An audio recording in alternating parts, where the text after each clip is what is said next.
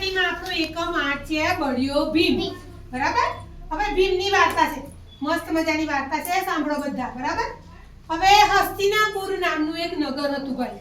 એ નગરની અંદર 105 રાજકુમારો રહેતા હતા। નાના નાના રાજકુમારો રહેતા હતા।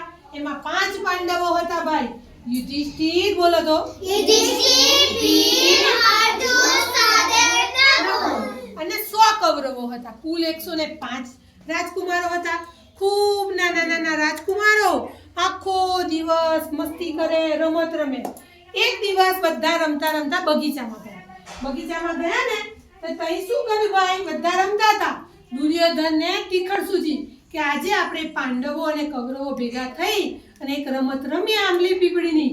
એમાં ભીમને દાવ આપીશું અને ભીમને ખીજવીશું। આપણે બધા ઝાડ ઉપર ચડી જઈશું અને પછી ભીમને ખીજવીશું। કૌરવો અને પાંડવો જરાય ના ગમે ભાઈ। એમાં ભીમ તો તેમને ગમે જ નહીં, એટલે આંબલી પીપળીની રમત રમવાની। પાંડવોએ ના પાડી કે અમારે કૌરવો સાથે રમવું નથી। પછી યુધિષ્ઠિરે મનાયા કે ના ભાઈ ચાલો ને બધા ભાઈઓ ભેગા થઈને રમત રમી આંબલી પીપળીની।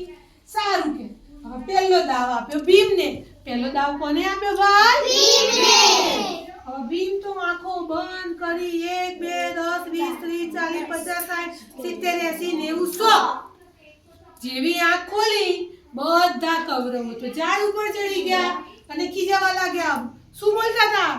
જાડિયો ભીમ, જાડિયો ભીમ, જાડિયો ભીમ, જાડિયો ભીમ। ઝાડ ઉપર ચડશે કેવી રીતે? અમને પકડશે કેવી રીતે? ભીમે તો આંખો ખોલીને જોયું કે કૌરવો તો ઝાડ પર ચડી ગયા। વાત પણ સાચી છે ભાઈ, હું તો કેવી રીતે ઝાડ ઉપર ચડીશ? ધપ કરીને જમીન પર પગ પછાડ્યો, ધરતી ધ્રુજવા લાગી। 1 2 કૌરવો તો ઝાડથી નીચે પડ્યા। ઓ બાપા રે કરતા પડ્યા નીચે। ત્યાં તો ભીમને યુક્તિ સૂજી કે ભાઈ હવે હું આ લોકોને કરી શકીશ। તો ફરી પાછા કૌરવો બોલવા મળ્યા, જાડિયો ભીમ, જાડિયો ભીમ, જાડિયો ભીમ। ઝાડ ઉપર ચડશે કેવી રીતે? અમને પકડશે કેવી રીતે? જો ડાળી પકડશે તો ડાળી સાથે નીચે પટકાશે। એટલે તે પણ વિચાર કરવા લાગ્યા કે ભીમને કોઈ રીતે જીતવા દઈશું નહીં।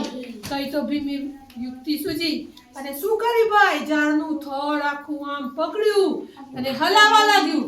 તઈ કૌરવો તો ટપાટપ જમીન ઉપર પડવા લાગ્યા। દુર્યોધન અને દુશાસન તો ઊંધા માથે પટકાયા અને તરત જ ભીમને ભીમ હતો એ દુર્યોધનને અડકી ગયો। ભીમ જીતી ગયો બરાબર। અને દુર્યોધનનો દાવ આવે। કોનો દાવ આવે ભાઈ? દુર્યોધનનો। બરાબર। હવે ચાલો બધા ક્લેપ કરજો।